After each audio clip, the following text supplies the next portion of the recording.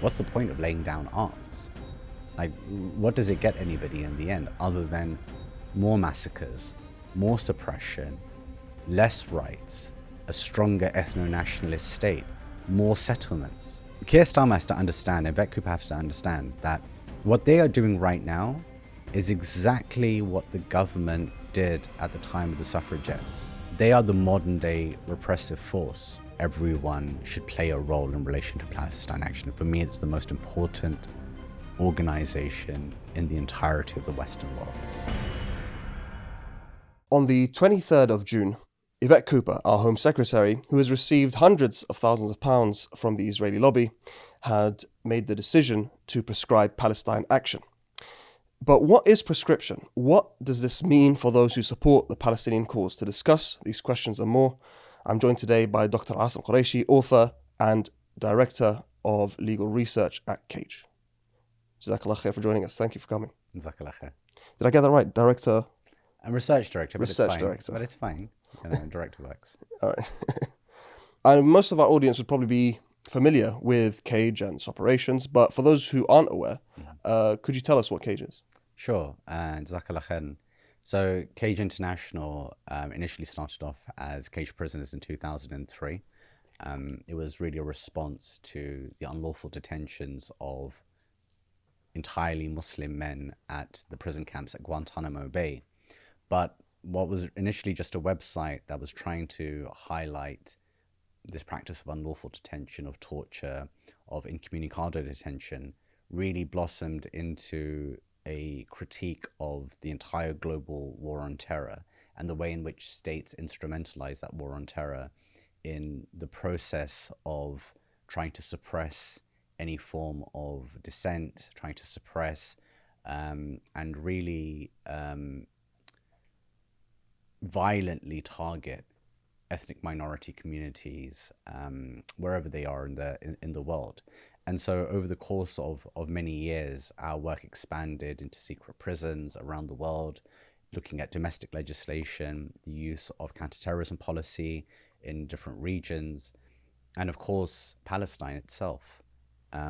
So much of our work has ended up focusing on Palestine, not initially because we were working on Palestine itself, but because of how Palestine is considered to be one of the central nodes of the way that counterterrorism policy and legislation operate in the world.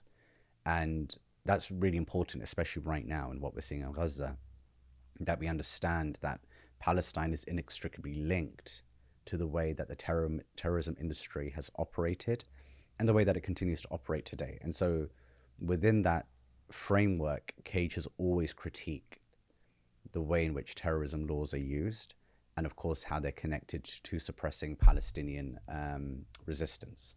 Could you expand a bit on that term terrorism industry? Because we've heard terms like military industrial complex, right? Other terms like that. This is the first time I hear of the term terrorism industry being used. So it's really important to engage with the works of people like Lisa Stampnitsky, who really charts in her book Disciplining Terror. She looks at how terrorism as a discipline of study emerged, and what she charts is that contemporary terrorism legislation and policy and expertise really is rooted in anti-Palestinianism from the 1970s all the way up into the contemporary moment. There was no terrorism industry as such. There was no expertise around terrorism. Terrorism emerges as a political construct to undermine Palestinian resistance, particularly by the US and Israel. So between them, they almost create this industry specifically for the purpose of undermining Palestinians. And what happens from there is that there is this then connection that starts from that moment all the way through to the contemporary moment now, in order to inhibit any kind of dissent to state policy. So as soon as you do, you're placed within this kind of framework of extremism or terrorism. And of course, the closer you get to what's ostensibly considered to be the terrorism part of it, the more violent the system, the structure gets. So what we see, for example, in Guantanamo Bay is not much an aberration as much as it is a natural continuation of everything that we saw happening with the Palestinians. It's interesting that you say it started with Palestinians, because the groups or individuals most closely kind of attributed to terrorism, or the most closely related to the term terrorism today, were seen as allies by those who used that term in the 70s. How do you think, or how would you say that transition occurred? So, we just have to be honest and say that state terrorism has never been adequately conceived of within the use of the word terrorism. Terrorism is a political strong construct. It's a term that I generally tend not to use in my own work. I prefer to use the word or term political violence in order to describe the different types of violence that take place in the world. I think terrorism largely is unhelpful as a construct. So you'll have people who are desperate for the term terrorism, for example, to be applied to far-right nationalism, when they, for example, blow up something, or if there's a murder in the streets, they say, oh, this was a terrorism attack. I don't think any of this is useful, because first of all, it reifies a concept that is that doesn't really have any academic basis in the first place. But it also, what it does is that it flattens the entire space, so that we don't understand, for example, that far-right nationalism and acts of violence is connected to a much longer history and continuity of fascistic violence that is really rooted in colonization, and kind of carries forward almost uninterrupted into the present moment. But by calling these fascists terrorists, what we do is we almost exceptionalize them and say, oh, well, it's okay to be far right and anti-immigration and anti-this and anti-that, right? But it's only when they use violence that's when we find it really problematic. Whereas actually, like, the whole space is extremely problematic. It's extremely racist. It's extremely violent, and there shouldn't be any space for it whatsoever. And so we have to be very, very careful about our use of this terminology, because ultimately it's very unhelpful. And in the case of the way it's used against us, we know that just as a kind of an exercise, if you said to most people, give me a picture association with the word terrorism, what is conjured in the mind? What's conjured is usually a Muslim man of a certain age with a certain type of look and a beard and a turban and so on and so forth, right? So the violence of the use of the word terrorism is ubiquitous in terms of how it impacts on black and brown lives. And so it's a term that actually we need to do away with completely. It's a construct that needs to be done away with completely, because ultimately it's unhelpful. And saying that, oh, we should apply it to states, I think doesn't really help us in the long term, because there's a panoply of international law and legislation that deals with state crime. And we're seeing that right now through genocide. We're seeing it through crimes against humanity. We're seeing it through apartheid. We're seeing it through racial segregation at a policy level. There are enough international instruments that deal with international criminality. The problem isn't that we don't have the right terms to deal with this stuff. The problem is that we have a defunct international legal order that is incapable of holding such crimes to account, because largely the international legal order is a colonial construct that serves the powerful, and serves capitalism, and it serves all of those who kind of hold the machinery of power to themselves. And in terms of the lack of academic basis for terrorism, that hasn't stopped the powers that be, the West, whatever we want to call them, to create an encyclopedic amount of legal work on terrorism. Right.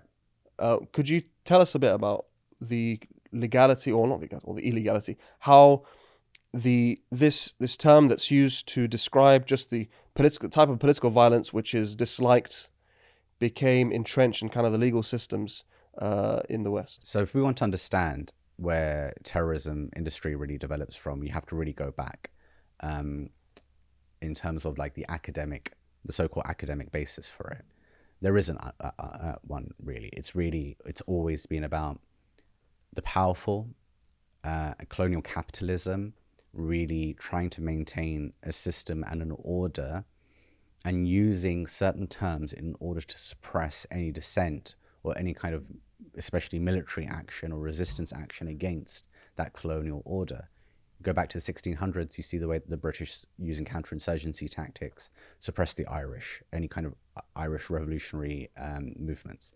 You go to India, again, we're talking throughout the 1800s, using sedition laws in order to suppress both violent and non-violent movements that are trying to do what? Ostensibly remove their colonizers. Look at Algeria and the way that the French use counterinsurgency tactics. So there is a consistent theme here. Terrorism as a label only really describes what counterinsurgency was doing throughout the whole period of colonization. What they did is that they just made it domestic, right? So counterinsurgency is usually when the colonizer is occupying another land, and they're trying to suppress the local population through all this legal framework, saying you can't do this, you can't go into this area, you can't go into this zone. But terrorism as a construct emerges firstly through anti-Palestinianism, trying to reduce the levels of Palestinian revolutionary activity, but moving into then, for example, other conflicts like the anti-apartheid movement, right? So the terrorism label starts to become used increasingly. So most famously, Nelson Mandela, considered a terrorist during the anti-apartheid struggle, and actually was still on a terrorism list all the way up until 2008, like well after the South Africans had won a very hard-fought victory against the apartheid regime. So we know that these terms are political in their construction. They're used politically for one specific purpose, which is to reduce revolutionary activity, to delegitimize revolutionary activity, because it's about the powerful keeping themselves in their place. And that's really what's at stake here, which is the suppression of both armed and non-armed revolutionary activity. That's what terrorism legislation is there to stop. So does terrorism actually have a definition? It has various definitions. Of course, we have a definition of terrorism in the Terrorism Act 2000 here in the UK, which is, kind of generally when a group or an individual attempt to use a tactic that is attempting to influence policy, large portions of the population, so on and so forth, right? So, for example, technically, you can, under the Terrorism Act definition, you could fall foul of the terrorism laws if you interrupt a digital or an electronic device. So if, for example, I wanted to stop a piece of policy or legislation, and I encouraged people to fax, for younger viewers and listeners, fax machine was like an old way of sending an email. You send a letter through a machine, and the letter comes down to the other side almost immediately. And if we sent thousands and thousands of faxes to that one machine, technically it would break that machine, right? You've committed an act of terrorism in the course of a political maneuvering designed in order to effect a change, right? So technically, that falls foul of the terrorism laws. Now, that's an extreme example, but just to give you an understanding of the breadth of what's possible under terrorism legislation. I always say with legislation that if the bizarre is possible, then the bizarre will take place at some point or another, because that's what the law allows for. And we're seeing that now, for example, with Palestine Action, which I know we're going to talk about later. So, but there is no internationally agreed definition of terrorism, because different states take different views because of their own experiences as well. So Algeria, for instance, does not take the same view of what terrorism is, because it is, Algeria won its freedom, ostensibly through the use of terror tactics. When we think about the praiseworthy actions of the FLN during their resistance against their French colonizers and occupiers, we think of people like Zohra Drif, right, who, walked into a French cafe and planted a briefcase and blew up the cafe. Now, at the time, of course, she was labeled a terrorist. She was labeled somebody who was a criminal. But history looks much more kindly upon people like Zahra Hadrif and those who chose to target ostensibly settler targets. And so all of this is political. This entire space is political. And of course, Nelson Mandela himself was not a non-violent individual. He chose non-violence later, but he used terrorist tactics, and he never recanted from the use of those tactics either. And that's really, really important. When we think about Nelson Mandela, there's a kind of a whitewashing that takes place by contemporary liberals to say that, oh, he was a man of peace, he was a man of peace. No, he was a man of violence, actually. He chose peace in the end because he found that the most efficacious way of getting to some degree of political autonomy for Black South Africans. But it's not that he disagreed with the use of violence in its entirety. He saw the place of violence in revolutionary movement making. It's interesting how you mentioned the whitewashing and then the changing of perspective on certain acts or certain people. Right. When you look back at history, for example, there's also Nat Turner, right, who is seen quite positively today, yet he was, called a plethora of things. And it raises the question of how will we see certain actions in the future? Absolutely. The Nat Turner Rebellion is a great example because it was extremely violent, but it's not as violent as a system and structure of slavery, right, and racial segregation. And that's the point, that whenever we study these violent movements, what we tend to do is take an individual act and then work our ethics backwards from the act of the resistance movement itself, and walk back the need for legislation based on that individual moment, right? But what we never do, and of course this is a tactic of Western powers, throughout the ages, which is to undermine the resistance through the focusing on the act. But actually, the act sits within a much larger structure of violence, and it's that violence that is always masked. That violence is taken as normal. So racial segregation, apartheid, occupation, extreme use of arbitrary detention, of torture, of rape, all of this stuff that is happening in Palestine right now at a structural level throughout the entirety of the region and that society in particular, that violence is normal.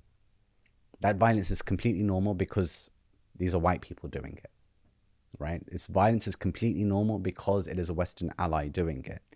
Now, you have emerging acts of violence that take place in response and reaction to that, and that is what is considered problematic. Whereas I think for most ethically minded human beings, we would say that, well, that is the violence that's understandable. Why wouldn't you? And when you bring it back to very, very human levels, right? What would you do? What kind of person would you be if you had to suffer the indignities that Palestinians have to suffer on a daily basis? I was in the West Bank for 2 weeks of my life in 2004. I remember sitting in a restaurant with a group of Palestinian friends that I had made. We were just enjoying our time together and whatever else. And all of a sudden, we hear the rolling of tanks. They shut up the restaurant completely. All the doors, the windows, everything. We're told to get underneath the tables that we're in. And all of a sudden, we start hearing these explosions. This is in Ramallah. Explosions outside in the street. My friends are saying, don't worry. These are just sound bombs.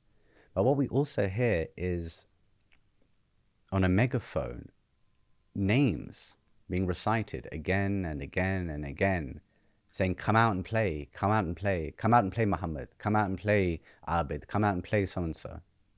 And I'm like, what are they saying? And I'm told that these are the names of the kids that live in this local area, and they're basically teasing them, saying, come out and play with us, so that they have an excuse to arrest them. And the sound bombs that they're releasing is a way of antagonizing these kids in the local area. This is just a small, I mean, this doesn't even come close to like describing all the checkpoints that we had to go through and everything. Just seeing my friends having to leave for university hours and hours and hours before their day even is supposed to begin, because they don't know whether or not they're going to come across a checkpoint that's going to inhibit them from getting to their first class. And you see, I just remember this intense feeling of absolute rage in just 2 weeks. Like the rage that I felt, it's still to this day, it's difficult to actually describe. I felt rage on their behalf.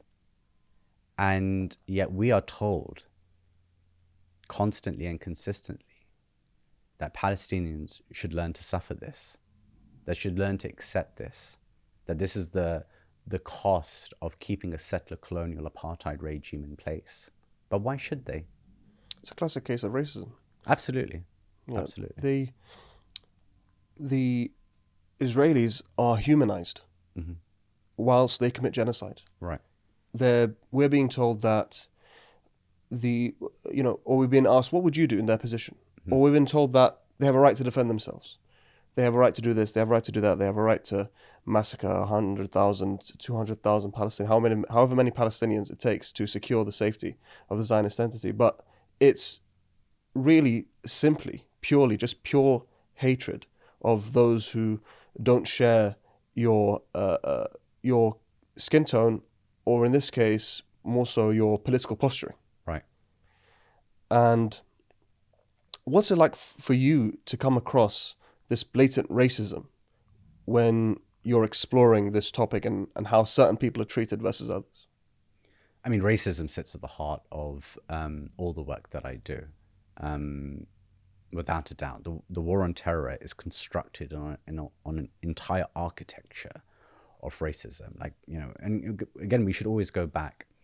So if we understand that colonization as a form of counterinsurgency was supposed to deal with local populations rising up and to keep them in their place in order to a process of extraction, that process then becomes domestic in relation to, say, for example, the suppression of black people in America, right? It becomes normalized.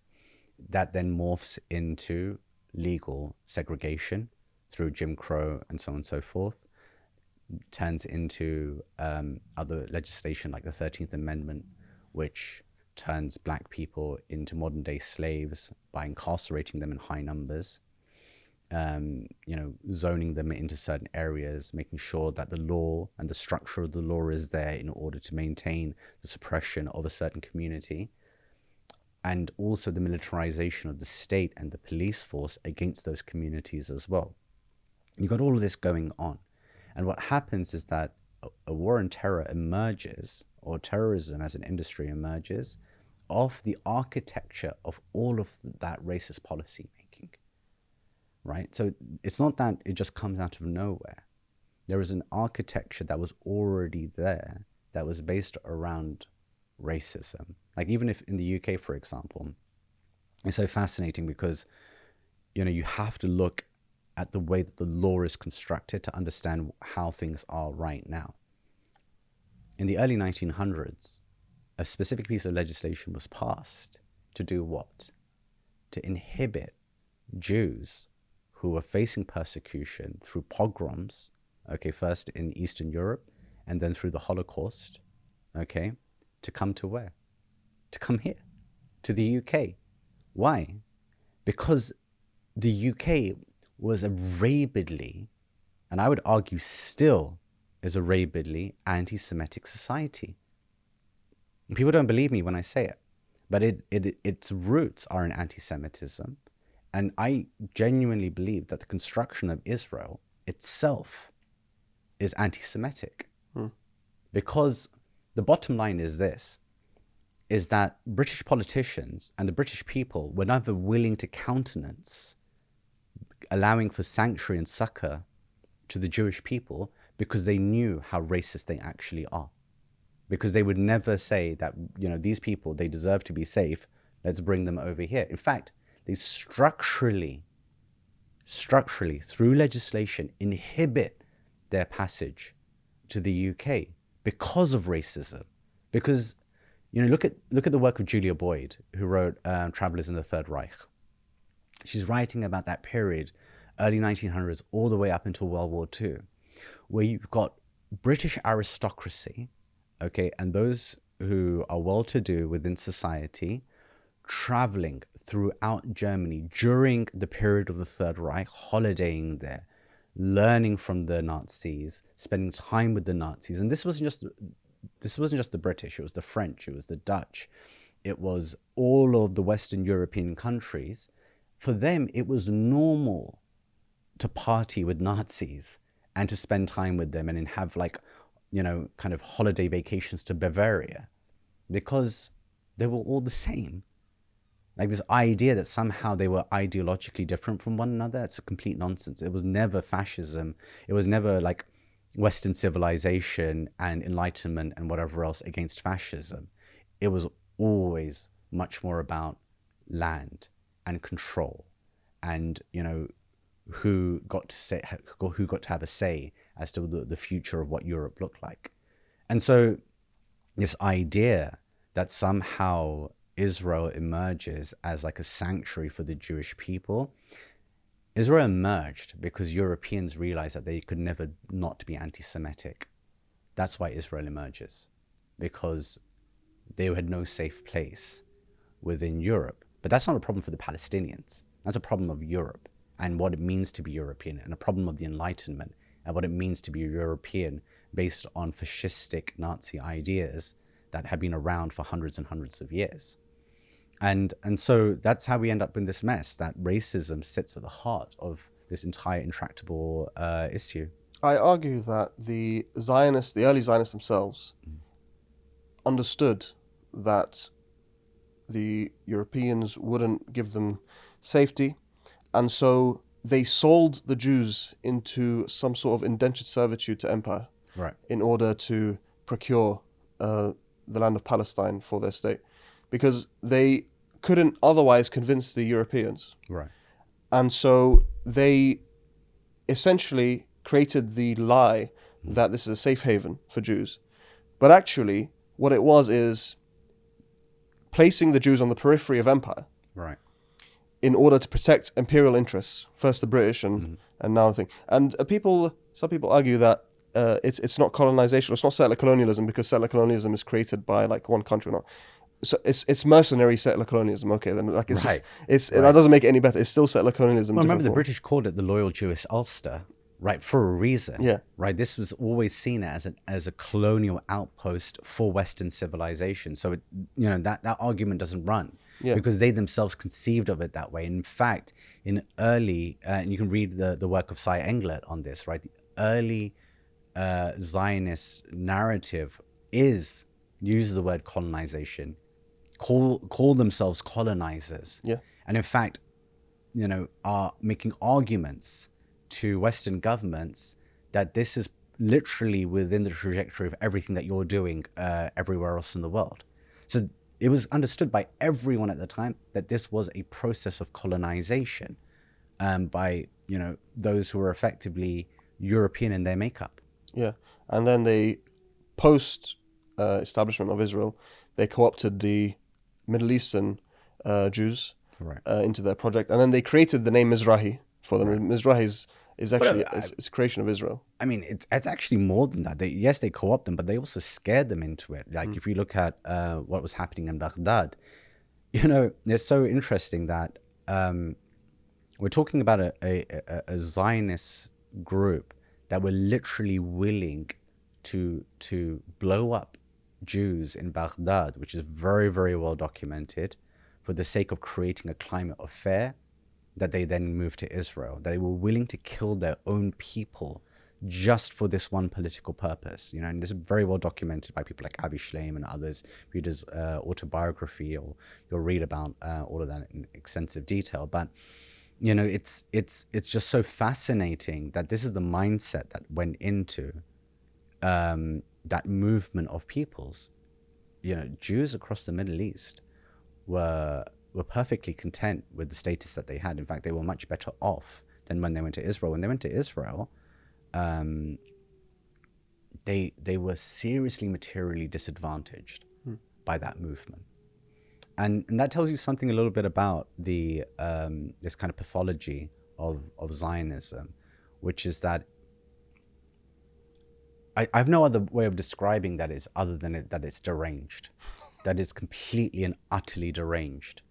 And it's so focused on its own internal coherency that it doesn't matter what the rest of the world looks like. It doesn't matter what's happening in the rest of the world. It doesn't matter what's actually happening to its own people in the process of this. And you see that in the extreme vitriol and rhetoric of Zionists from a very young age. And in some ways, because, as Muslims, we believe that, children are ghayr mukallaf, right? They're not accountable for their sins. And sometimes you feel for these like children growing up in that society that they are poisoned from such an early age into this dogma of Zionism, which is a dogma of racial segregation and apartheid, which is a dogma of absolute fascistic supremacy. And you wonder, like, for young people, what it must be like to grow up with those kind of values and ideals every single day. And as a parent, you constantly wanting to teach your kids about empathy, understanding. I have 2 teenagers now. One of them is coming to his like the latter stages of his teenage years, trying to make them read like the canon of civil rights literature, get them to read about Palestine, get them to read about various things about what happened to Muslims in Spain or what happened in Bosnia. They're reading all through all this literature, and the purpose of all this reading is to create empathy. And what Zionism does is it actually reduces the space of empathy, and it reduces it to a very, very small space, which is your empathy can only be extended to this small enclave of people, and be damned the rest of the world in the process of ensuring this. But that's the thing, even internally it's not inherently coherent. Yeah. And which is why you see so many younger Jews around the world in particular rejecting birthright, rejecting Zionism, because they're being exposed to other ideas and they're seeing, oh, well, actually this is inherently incoherent. And that's amazing. That's amazing. Just seeing the number of Jewish allies that this movement, this pro-Palestine movement has around the world, I think has been one of the great things that's happened over the last couple of years in particular. But of course, it's been going on for much longer than that. But I think that the rate of it has increased massively. And that's because Zionism is incoherent and it's deranged. I think deranged is the apt word. There's that phrase that's been used since the beginning of the genocide, which is every accusation is a confession. Right. Which is...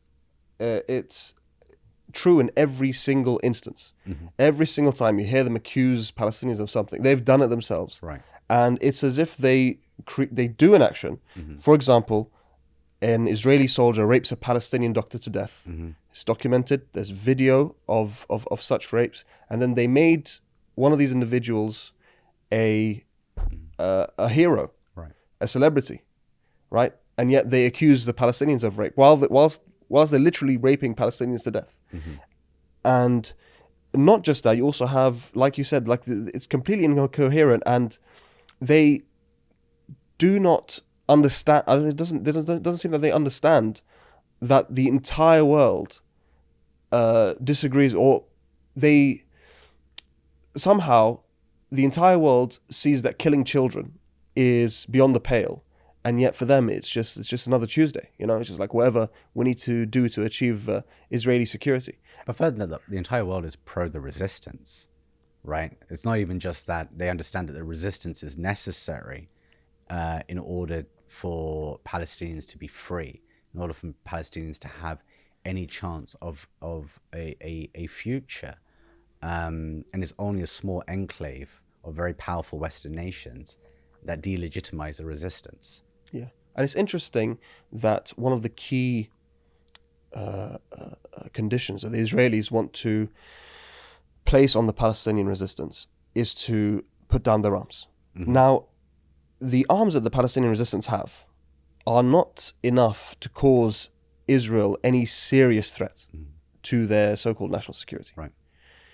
But it goes to show that the Israelis don't want the Palestinians to defend themselves at any level. Right. And at every point where the Palestinians have laid down their arms, they've paid a hefty price. Right. For example, in Sabra and Shatila, when it was supposedly meant to be a protected zone, and then over 3,000 Palestinians were massacred. Right. And in the West Bank, where Palestinians stopped training their arms or their weapons onto Israeli soldiers and started pointing them at Palestinians, Right. and the Israelis then took it as an opportunity to expand their settlements and whatnot. And so we're at a stage now where a group that is prescribed, multiple groups that are prescribed in the West, are somehow the last line of defense for the Palestinians. What's it like to deal with that reality, or do you even agree with that reality or with that statement? Yeah, I agree entirely with the statement. And this is old colonial tactic, right? We saw in the 1930s the Nashashibis with the Fasa'il al-Salam, right? The peace brigades siding with the British again to quell the Palestinian resistance at that time. So this is, the PA is nothing new. We've seen it consistently used. And Emil Habibi's got that really wonderful novel about Said the Piss Optimist, right? About this kind of informant culture that unfortunately has become a small part, but a very crucial part of the delegitimization and the suppression of the genuine needs and desires of the Palestinian people. And so I think what we see is ultimately a constant and a consistent attempt to make sure that the Palestinian resistance as a whole is delegitimized at all times. Now, in the 70s and 80s, this was against the PFLP in particular.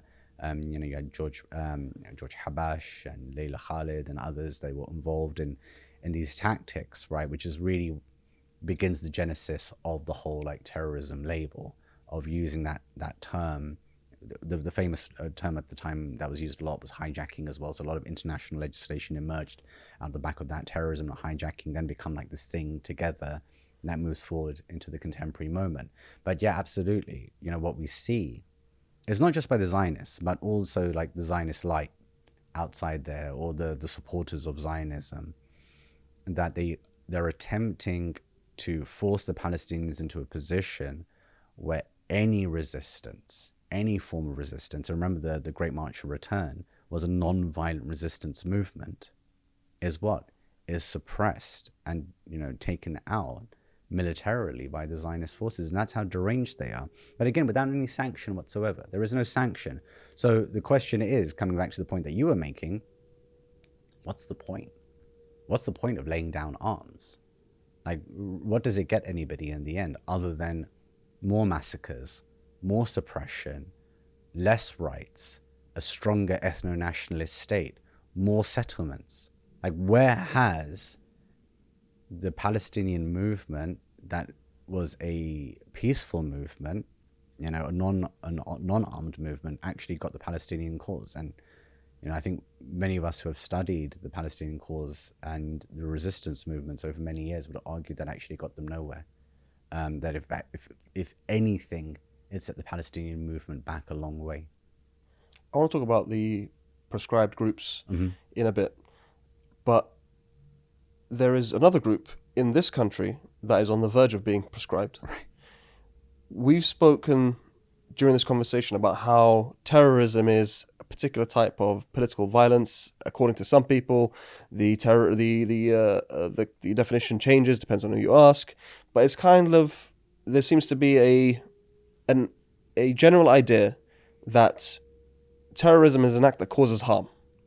So it's not just random. It's a violence towards human beings, at least. Right. That's at least the general sentiment that I've understood from the media, etc.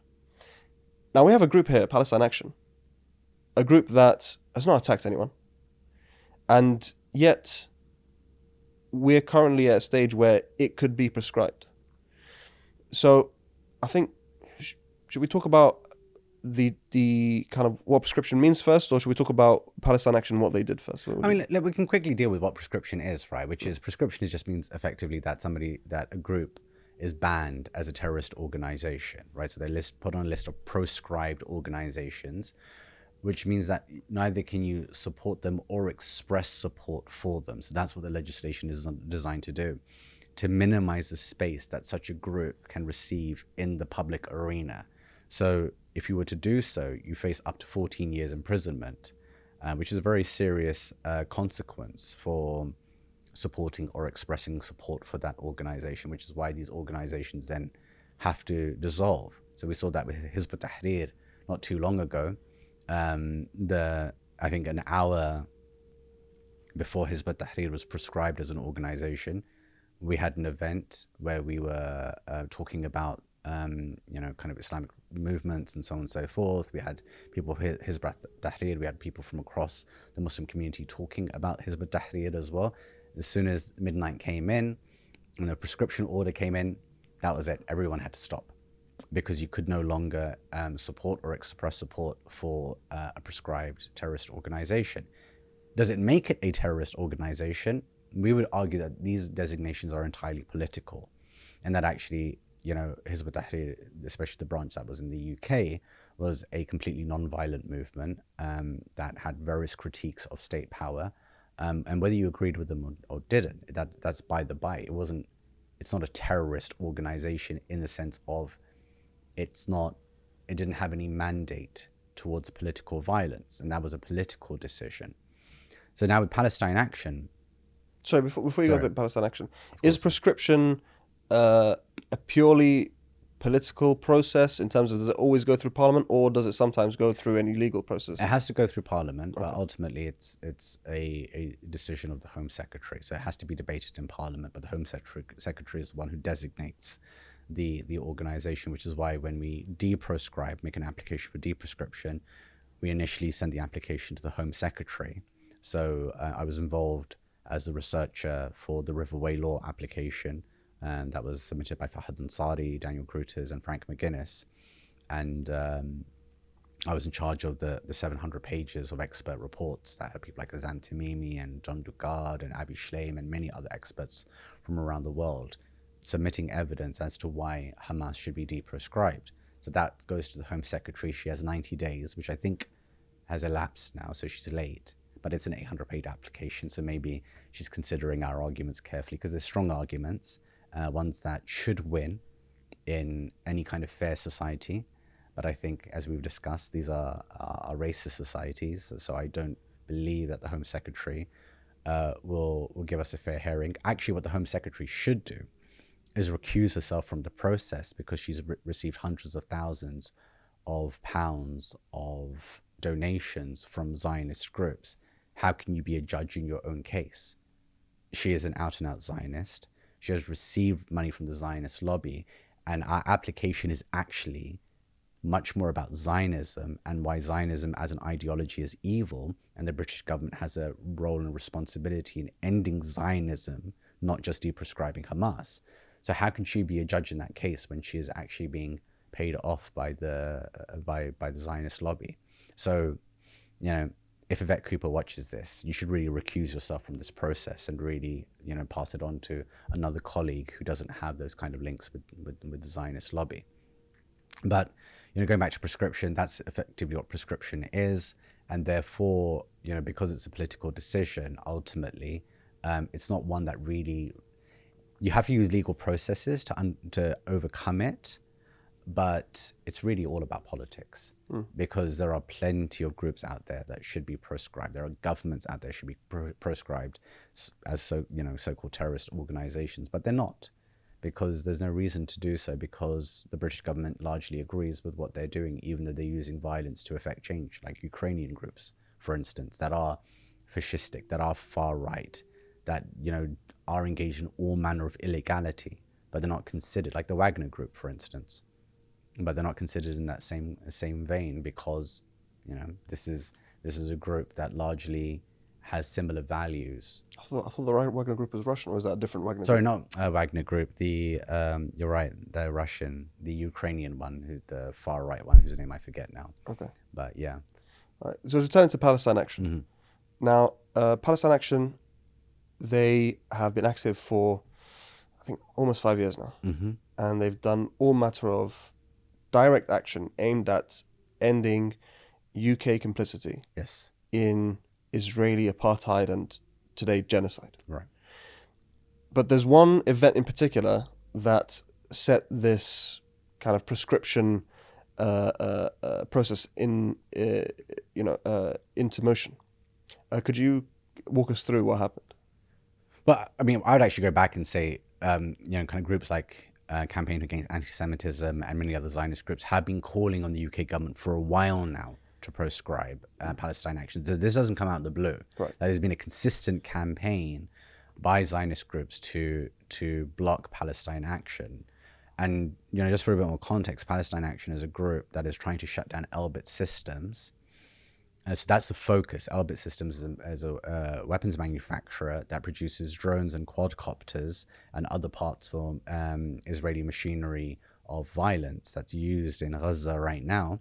A quadcopter, for instance, is a drone-like machine that flies around. It's got a machine gun attached to it. It emits the sounds of women and children screaming to lure Palestinian adults out into the open because they're looking for whoever it is that's crying so that they can rescue them. And then once they're out in the open, it shoots them down in the street. So that's how evil these machines are. Palestine Action have made it their goal to shut down Elbit Systems because the vast majority of military-grade drones that come to Israel come from Elbit Systems directly. They have a range of tactics, one of which is just simply to stand on the roof of the factory, because the law in the UK is that if somebody's on the roof of a factory, nobody's permitted to be on the factory floor. So they'll occupy that roof sometimes days or weeks on end in order to stop production. It's a very effective tactic that they use in order to slow down the machinery of violence. But what they've also done is lowered themselves into the factory to actually smash up the drones themselves. So allegedly, if you look at kind of groups like the Filton 18, allegedly they went into a factory and they smashed up the drones and the quadcopters themselves. So this is the kind of activity that they've been involved in, right? Stopping the machinery of violence, leaving the UK and getting into the Israeli occupation forces' hands, which is then being used in Gaza. So they're directly saving lives by doing these actions. They've also targeted all those organizations and industries that support Elbit Systems in different ways, whether it's the landlords, it's Barclays Bank, other different companies that provide parts to Elbit Systems, whatever it might be. But they've done their research about what Elbit Systems' industrial ecosystem is, and they target that ecosystem as well. They ensure that ecosystem understands that there is a consequence to supporting Elbit Systems. And of course, the larger context is a genocide. That's what's really at stake here. They're trying to stop a genocide. So the criminal damage that is taking place is to stop that genocide. Now, coming finally to your question about what they did most recently, about a week ago, just a bit more than a week ago, they broke into an RAF facility, which is of course a high security military base, and they spray painted some, I think it was F-35 jets. I might be wrong about what the jets were, but they were jets that were effectively being used by the British RAF to provide logistical support for the Zionists. Now, all they did was paint these planes. They didn't actually damage them in any way, but they sent a message that we believe that these planes are being used for this purpose. The purpose which, by the way, the ICJ has said that there's a plausible genocide taking place in Gaza. That was early 2024. That was early 2024. But still, to this day, the British government is still playing a role, okay, by effectively not paying attention to that judgment by the ICJ. Now they are being accused of terrorism, right, which is where the prescription comes in. But we would argue that any criminal damage is actually amelioration. In fact, amelioration is a defense. To improve something is a defense. And I would argue that very, very strongly, that actually what they're doing is obeying the highest standards of law, right, rather than being involved in criminality. They're trying to uphold the law at its highest ethical level. That's what Palestine Action does. And Martin Luther King Jr. spoke about this, wrote about this in his letter from Birmingham jail. And this was from the march on Selma, or from Selma. He said that the highest respect that one can show for the law is to disobey a law that is unconscionable, right? And that is what Palestine Action do. They understand, inherently understand that, yeah, criminal damage would be in any other circumstance something that's wrong. You don't go and just smash up other people's property, right? It's like that's their property. But what if that property is being used as part of a genocide? Then doesn't the highest moral authority and the highest legal authority tell us that to stop that from being used for the what's considered international law to be the highest crime, the greatest crime, genocide? There is nothing that sits above genocide in the canon of crimes, international crimes that exist. And so this form of direct action, I would argue, is the highest respect for the law, not criminal in any way whatsoever. But of course, they're now being reframed because they broke into an RAF base as being a terrorist organization, which we have to push back against. Surely the question, when it comes to the RAF base, should be asked to how activists on e-scooters were able to bypass RAF security as opposed to prescribing this particular group. Yeah, I mean, obviously, there's probably going to be like a massive crackdown on their security protocol and whatever else, right? But that's actually by the by. Like, there are people who work on those bases who are also watching the same news as the rest of us.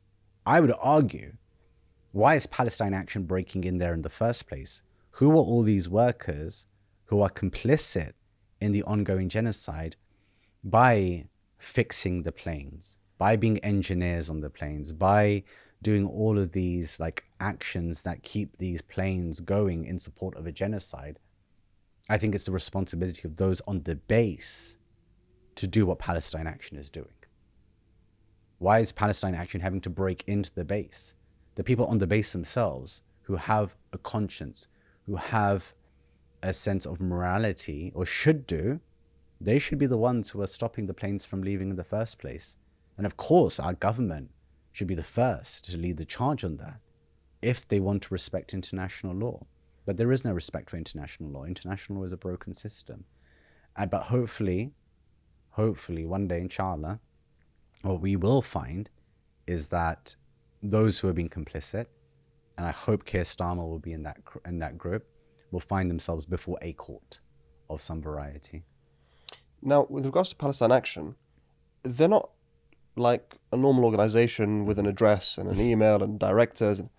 It's kind of a loose network of sorts, right? So it's more of an idea. Right. So how exactly is prescribing this group going to get rid of this idea? It's not. It's not at all. Because the idea is direct action, and you can't prescribe direct action, right? So at some point, I would hope other groups would emerge to do exactly the same thing that Palestine Action are doing, if Palestine Action is a prescribed organization and no longer exists. And this is the thing. Keir Starmer has to understand, and Vet Cooper has to understand that what they are doing right now is exactly what the government did at the time of the suffragettes. They are the modern day repressive force. The suffragettes, who were considered terrorists, who were considered to be extremists, who were considered to be this, that, and the other, who are now celebrated. We celebrate, we teach the suffragette movement.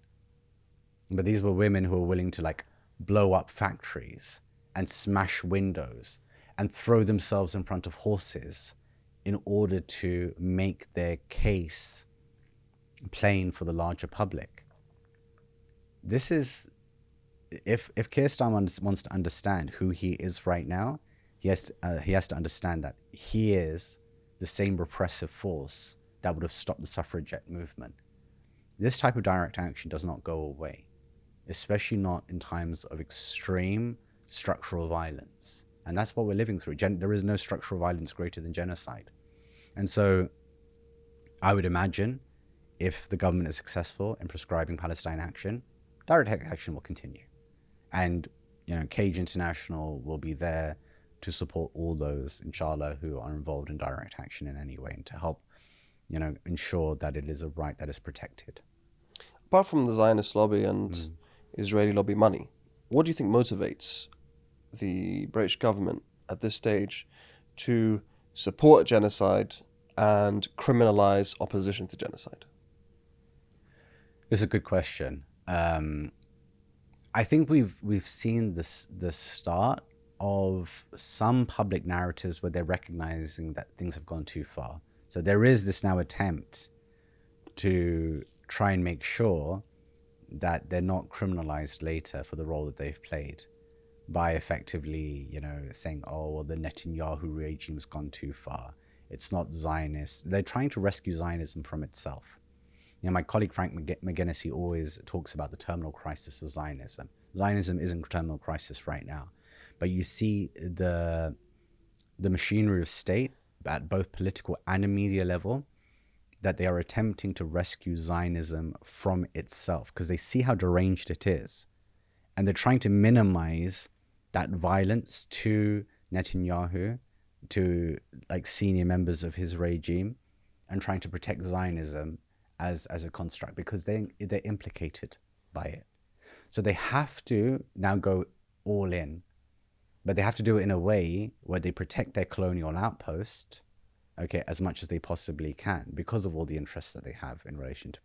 Yeah, I mean, they're speaking out of both sides of the mask. I think that's the expression, right? They blame Netanyahu and then they sanction Smotrich and Ben Gvir, two individuals who have no interest in leaving the West Bank. Right. Right. And yet they've never stopped the spy flights leaving from Akrotiri. Right. They try to distract us with these sanctions and these statements, and with the so-called 8%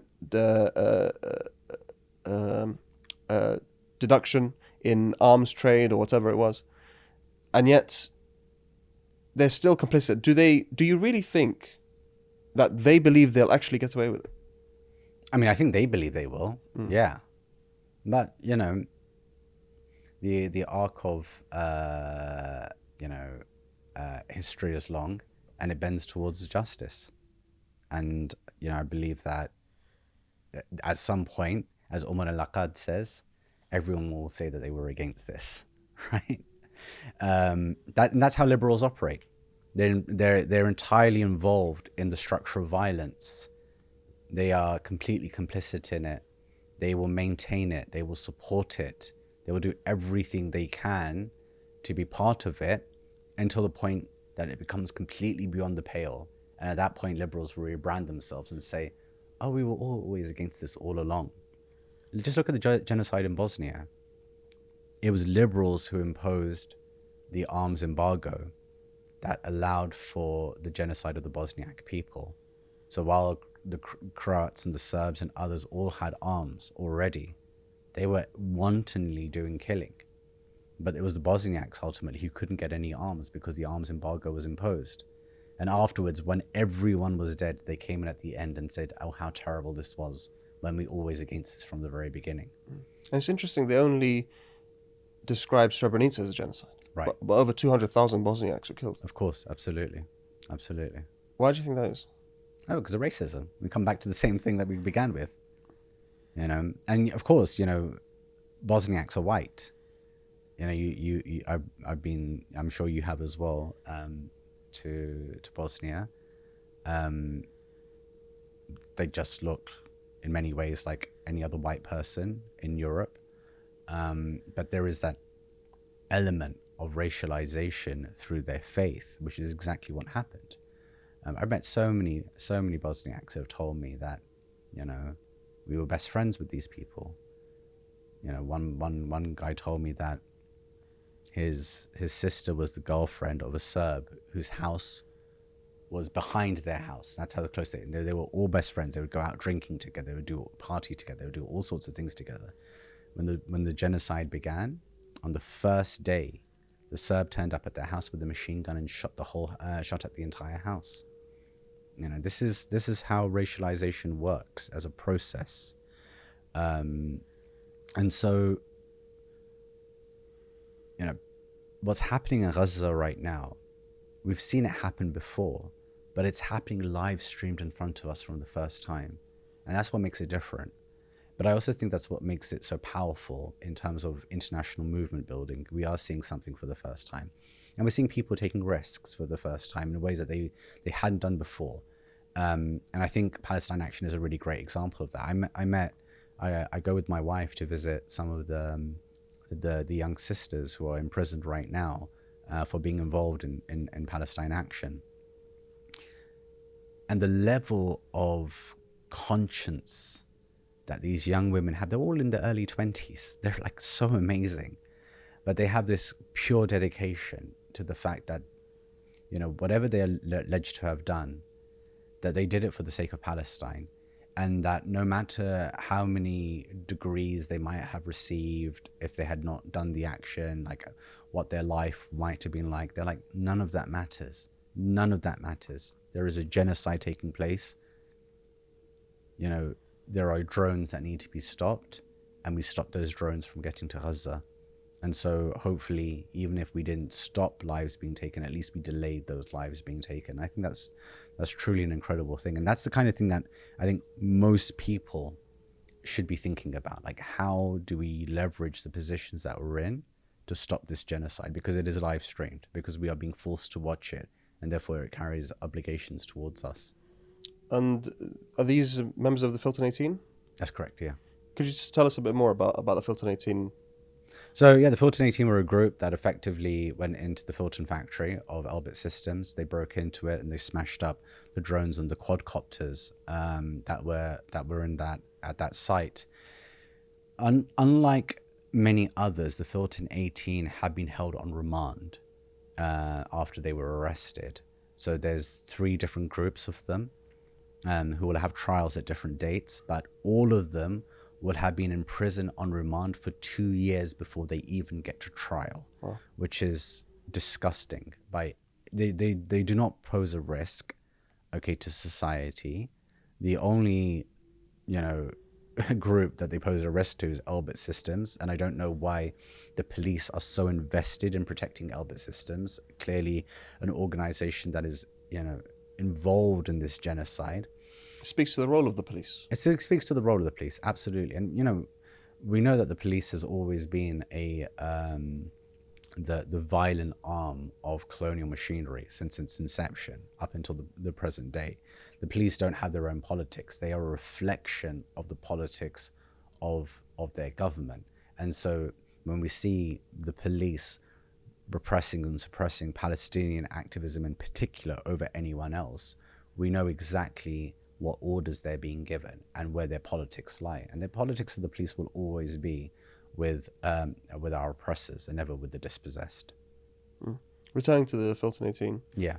You're saying they're in prison for 2 years before trial. Yes. And they are facing terrorism charges, right? They're not facing terrorism charges. They're facing criminal damage charges. But what the government did, what the prosecution have done, is that they've said that there is a terrorism element involved in their case. Wow. So now what happens, and this is something, a tactic that they've used from America. In America, you have something called a terrorism enhancer for sentencing. So the case will be a completely normal case. So for example, one man, a Lebanese man, Mohammed Hamoud, I believe his name was, his case from many, many, many years ago. He was transporting tobacco across state lines in order to get tax relief, but this is illegal in the way that he was doing it. They said that he gave, I think it was less than $500 to a armed militia group in Lebanon, and we're talking about like hundreds and hundreds of thousands of dollars in relation to the tax issue that he had. So at sentencing, so even though his case had nothing to do with terrorism, at sentencing, the FBI presents this evidence, can't even call it evidence, an allegation that there was some terrorism element with some money that he sent. And his sentence went from 5 years to 150 years. Wow. It was increased by, just because of this one little small thing. Okay? So now they brought that over here. So what they do is that they don't use terrorism in the law itself, in the charges, because it's not a terrorism case. But when sentencing will take place, what they will do is they'll say to the judge that, hey, when you sentence these guys, there's this terrorism element that we would like you to consider in order to enhance their sentence.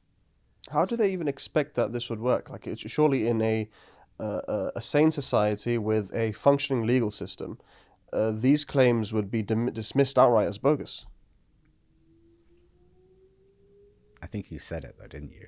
In a sane society, I think that's a problem, that we have a system of laws that is so highly racialized that that assumes that judges will play their role, that prosecutors will play their role in order to maintain this hyper criminalization. And that's worked. The war on terror is evidence of that. That it has worked.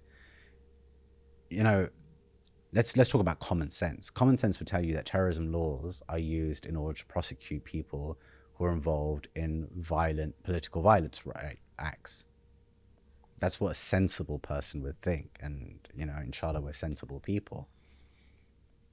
You would be wrong. When actual violence takes place, they use the Foreign Explosives Act and the Offences Against Persons Act, which are older pieces of criminal law legislation. Terrorism laws are used, here's the kicker, predominantly where there is no violence involved. Wow. Yeah. I mean, most people don't know this, right? So all these statistics that you see about the number of charges and convictions for terrorism, the vast majority are for non-violent offences. Vast majority, like 90%.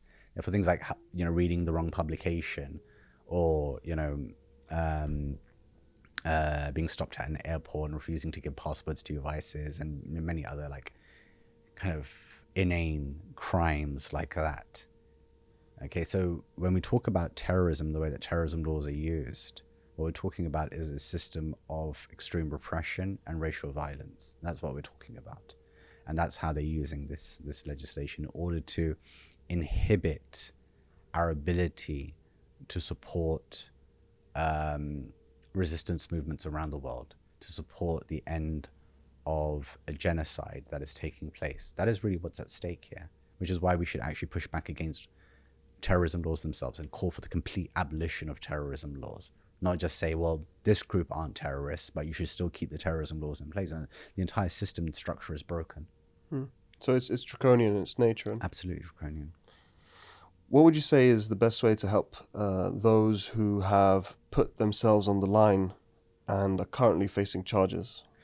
So right now, of course, Palestine Action is not a prescribed organization, and I really believe that everyone should play a role in relation to Palestine Action. For me, it's the most important organization in the entirety of the Western world, right? I say that belonging to an organization that I work for and, you know, very much believe in our own actions, right? But always I direct people. So you can play a number of roles.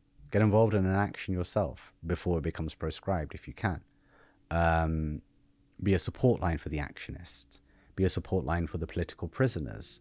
Write to them. Be a support line for the families. Help the families in any way that you can, right? Turn up to protests. There's a protest happening for the Filton 18 on the 30th June and the 1st of July outside Woolwich Crown Court. I hope many people will be there, inshallah. I think we need presence to show our solidarity for the Filton 18. So that's really essential, that Palestine Action are seen to be supported. If they are prescribed, then we pivot towards supporting direct action generally as a mechanism of support. But right now, one thing that everyone can do is that there is a documentary called To Kill a War Machine that has been put online. It only costs £12 to download it and watch it. I've seen this documentary. It's one of the most powerful documentaries that you will ever see. And it's about the work of Palestine Action and Filton 18. Highly, highly recommended. So, you know, you can go on the To Kill a War Machine's website and pay for and watch the documentary. It's excellent. I want to hone in on this one particular point, which is how these prescription laws will affect those who aren't directly related or directly part of Palestine Action. Mm-hmm. Because you've mentioned this a couple of times, the showing of support for such an organization now also becomes criminalized If they are prescribed, if yes. they're prescribed. Yes, you can't express support. So you couldn't go out there and say that I love Palestine Action. That would be a criminal offense to do so.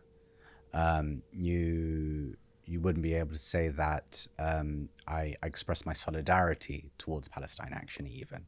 That would again be a criminal offense. If they are proscribed, and I believe they've already got a very good legal team in place, then of course an application we put to the Home Secretary in order to deproscribe them. But that will take some time, like the current case that we have. So there's two applications right now before the Home Secretary for Hamas, one by Riverway Law and one by Cage International. And those two applications are going through as we speak. And so Palestine Action will have to go through a similar process. Let's talk about Hamas and their prescription. All right. They were prescribed, was it 2019? Yes. Priti Patel. 2019 or 2020? Around that time, though, yes. I think it was before COVID. Okay. Yeah, maybe. I'm not sure. Priti Patel put that prescription in place. What can you tell us about Priti Patel and her hand in prescribing the political arm of the Islamic resistance movement? Right. So, I mean, first we should start with the fact that the military movement, the Qassam brigades, were already prescribed. So the military wing of Hamas were prescribed, in fact, before the Second Intifada. And this was something that was brought in by Tony Blair, and something that he himself actually recanted later and said that it was a mistake to proscribe them. This was done for political reasons, as some kind of olive branch to the Zionists. So the military wing at that time was proscribed. So you could say that I support Hamas as a political organization, as a political movement, but you wouldn't be able to say that I support the Qassam brigades. That would have been a criminal offense. So that was the situation all the way up until like 2019, 2020, 2021, when Priti Patel, somewhat out of the blue, out of the blue in terms of the political landscape at the time, decided to prescribe the political wing as well, which made the entirety of Hamas. So what she did is that she actually collapsed the military wing and the political wing into one and said, these are one organization, and therefore we're prescribing the whole thing. And so the consequence of that, of course, was that nobody within the UK or who is from the UK could support or express support for either the military or the political wing of Hamas. And we know that Priti Patel, for instance, was having a lot of secret meetings with the Zionists. In fact, she actually lost her position initially under Cameron's administration for those secret meetings because she wasn't informing anybody. She was like effectively being influenced by a foreign power. But then Boris Johnson brought her back into the fold, despite the fact that she had effectively been, created a national security risk for the UK by having those meetings. Isn't it an act of neutering the United Kingdom in terms of how effective they can be on the issue of Palestine? Yeah, absolutely. I mean, this is the insane thing about prescription laws, that ultimately they're pointless because you always end up talking to the banned organization. Always. This is historical. This is fact. That all governments will talk to the group that they once considered terrorist, right? Look at Mandela and his government. Remember, like, Margaret Thatcher and David Cameron called for his public execution. David Cameron? Yeah. Okay.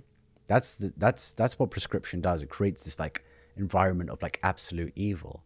But guess what? At some point, you end up talking to the terrorists. This happens all the time.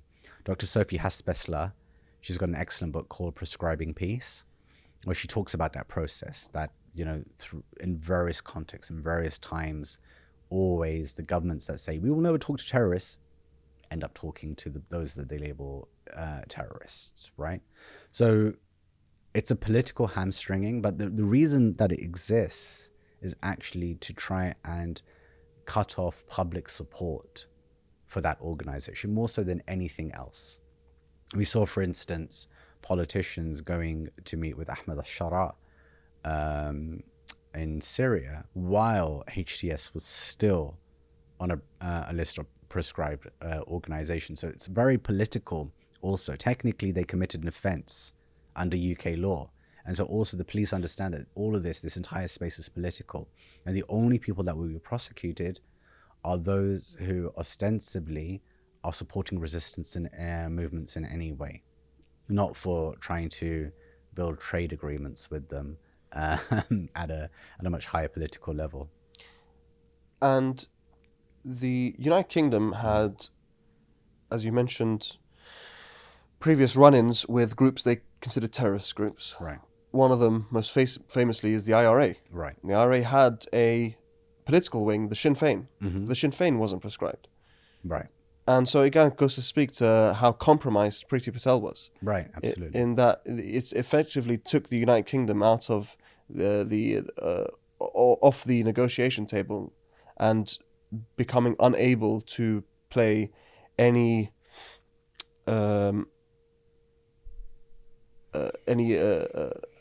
prominent or useful role in trying to negotiate or the such. Well, we'll go further, and Cage International's application to the Home Secretary to deprescribe Hamas really goes into how this has a much wider psychological and psychic effect on society itself, because it creates a climate of fear.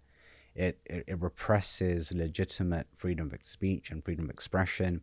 You can't have a serious conversation in the public space, even at an intellectual level, about Hamas without falling foul of this legislation and the political ways in which the legislation is used and policed, right? So if you're a Zionist, you can criticize Hamas as much as you want. If you're a Zionist, you can even take pro-genocide positions publicly and write for major newspapers, and nothing will happen to you. But if you try and speak about the resistance and the elements of the resistance that are prescribed in any way that tries to forward an argument for what a future of Palestine might actually look like, then you've potentially fallen foul of the law, and which is why deprescribing these groups is so necessary, and it's actually a necessary part of the health of a democratic society that they are deprescribed, and that we don't use this type of legislation in order to inhibit the freedom of expression that we should all have. I've had someone say that these laws make the United Kingdom a quasi-fascist state. Would you agree? I mean, I think there were many reasons to call it a quasi-fascist state before these laws came into effect. But yeah, absolutely, they definitely contribute to that fascistic nature of the legislation, of policy making, of policing, of the judiciary, of the media, of all these elements that work interdependently in order to maintain a certain line. And you see, actually, we saw how the state operates interdependently a few weeks ago when you saw this. I don't remember, you remember that week where there was a very public shift in the narrative around what the Zionists were doing. So media outlets like Sky News, LBC, BBC, politicians like Lamy and others were all coming out on the same day and starting to criticize Israel as having gone too far. So you see the coordination very, very carefully in moments like that it is very, very coordinated. It is an establishment that decides how and when the narrative should shift publicly. But we need to push it further. We need it to understand and recognize that Palestinian resistance is not contingent on Western labels. Let's talk a bit about the applications by Cage and Riverway Law. What are the differences between the two applications? So the Riverway Law application is it's a much heftier application. It's based on 3 legal grounds. The first ground is that Palestinians have an inherent right under international law to resist settler colonialism, occupation, and apartheid. And that is a right that's enshrined in international law.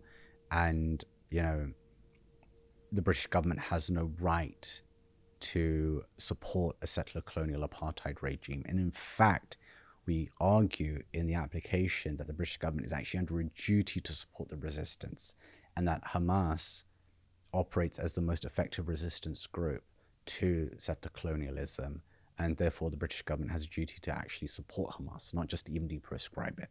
All right, so we go much further, and we say that Zionism is an evil ideology that has no space to exist in the world, and therefore the British government has a duty to end all links and ties that it has to Zionism. That's ground one.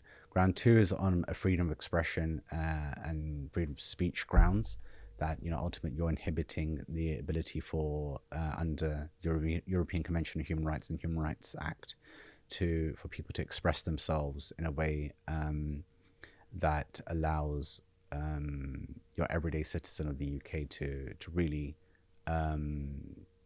live a full and civic life in the UK. And finally, there's a discretionary ground.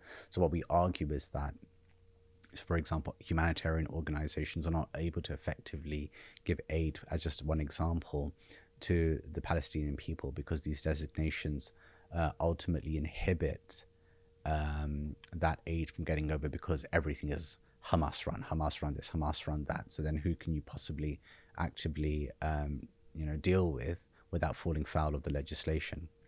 So that's the Riverway Law application, which runs about 100 pages. And then you have these 700 pages of expert reports that deal with all the different aspects of the Palestinian struggle. And this addendum is really there to help the Home Secretary understand that the Palestinian cause is one that is much deeper and wider than simply Hamas. Like we talk about the psychological impact of occupation. We talk about the fact that Israel doesn't have a right to exist. We talk about the Palestinian prisoners. We talk about the right of resistance. We talk about settler colonialism. There are a whole range of expert reports that deal with all the different elements of the Palestinian struggle. And that's really important, because while the application is about Hamas, it's also about Britain's role in relation to Zionism. And Britain has to end its relationship with Zionism because it is an evil ideology. It's one that is rooted in settler colonialism and in fascism and in apartheid. And therefore, there is this deep international law obligation to move away from that, to end that, to push towards a one democratic state future for the Palestinian land, the Palestinian people, and for actually all peoples of that region. The Cage International application is much more specific. It actually deals mostly with Riverway Law's ground 2, which is to do with freedom of speech and freedom of expression. What we argue is that Section 12 of the Terrorism Act 2000, it operates in a way that effectively harms everyday people in the UK. Because Hamas is proscribed, what happens is that the various elements of the state and public bodies, they play a policing role in relation to that designation. So, for example, universities will suspend students and lecturers for opening debate and discussion around Hamas, therefore restricting freedom of speech. At borders, people coming in and out of the country will be asked their views about Hamas, in order to try and entrap people.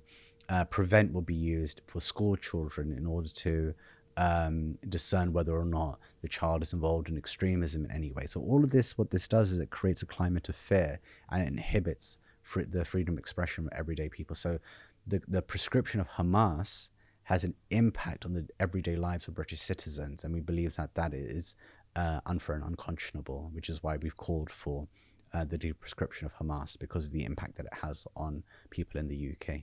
Do you think at this time, considering how complicit the United Kingdom is, considering the fact that even the opposition in this country, which was Labour back when the genocide began, gave cover to the Zionist entity, said that Israel has a right to cut off food, electricity, water, etc. Do you think at this stage the United Kingdom would take your applications in a manner that would possibly allow it to succeed? The arguments are strong. If Yvette Cooper is a fair-minded person, and obviously we have to give everybody the opportunity to read the application and provide a fair-minded response to it, then the argument should win. There's no doubt about it. Anybody who has even a cursory reading of the law and international law will read these two applications and will only be able to come to the conclusion that the deprescription of Hamas is the correct route for not only the UK government, but for the international community at large. That is the only effective way to bring about peace and stability in the world, to end Zionism itself. Now, we also know this is very political. We know that Yvette Cooper has already said publicly that she is not interested in prescribing Hamas, which of course is prejudicial. She's kind of already made her public statements before she even read the application. A bizarre thing to do, especially when you have that judicial role and oversight over the application. And so I think these things are inherently political. I think that they make these political calculations based on whatever vested interests they have. But there are appeals processes, and we will exhaust those appeals processes because we are not in the business of simply allowing those who are being complicit in a genocide to dictate the terms of what the landscape of Palestinian activism and resistance looks like. On a final note, after 20 odd months of genocide, at this stage in your struggle, you know, it's been multiple decades since you began, and you've witnessed a lot, and this is the first time you've seen a live stream genocide. How would you describe the current environment in terms of successes or setbacks for those struggling for liberation and for justice in the way that you struggle? So I think there's a great deal of optimism and pessimism at the same time. I think the optimism comes from the work that I've been doing with student encampments, younger people in general. I think you see that there is a marked shift, both here in the UK and just abroad generally, about the way in which people are responding to Zionism's role in the world. I think that the mask has fully slipped. I think the only thing that is keeping Zionism in its place right now is the type of power that belongs to an era that no longer exists anymore. It is on the last legs of its power base. I think within half a generation, we will see genuinely for the first time in the world a anti-Zionist group come through who would have grown up on the images of genocide and who will take very, very strong anti-Zionist positions in the world. And we've seen the shift over a good 30 years already. And increasingly, as social media has democratized knowledge, we see how that's taken place. I think that's the positive. We've seen groups like Palestine Action emerge, where people are willing to place their freedom on the line for the sake of a higher cause. And I think that's going to increase in its use, inshallah. I think more and more people will come out, will be more brave.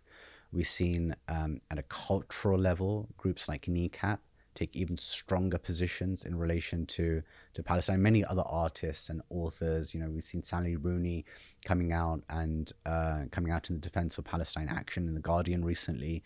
There is an entire wave of pro-Palestine support that I think that, you know, we can really take a lot of hope in. I think where it's pessimistic in some ways is that the end of an empire is always a very, very dangerous moment because it realizes that it's on its last legs. And, you know, we've seen in colonial contexts in the past that when the end draws near and it's taking its last dying breaths, you see extreme amounts of violence taking place and extreme levels of repression as it tries to maintain its hold on its old colonial order. And that's what we're seeing right now. We're seeing the level of repression increasing. We're seeing more legislation coming through. We're seeing more political statements being made that are very, very repressive in their nature. But I think that this pro-Palestine movement has to be strong. It has to be willing to make certain sacrifices because it is on the right side of history. That you know, history is bending towards that arc of justice, and with that, maintaining the line about Israel and, you know, the Zionist state's fundamental status as a settler, colonial, apartheid, racially segregated regime will finally get through, and people will know that it has to end. As I said, Zionism is in terminal crisis, and we need to help it, kind of get to that termination. Dr. Asim, it's been an absolute pleasure. Thank you for Exactly. joining us. Thank you so much.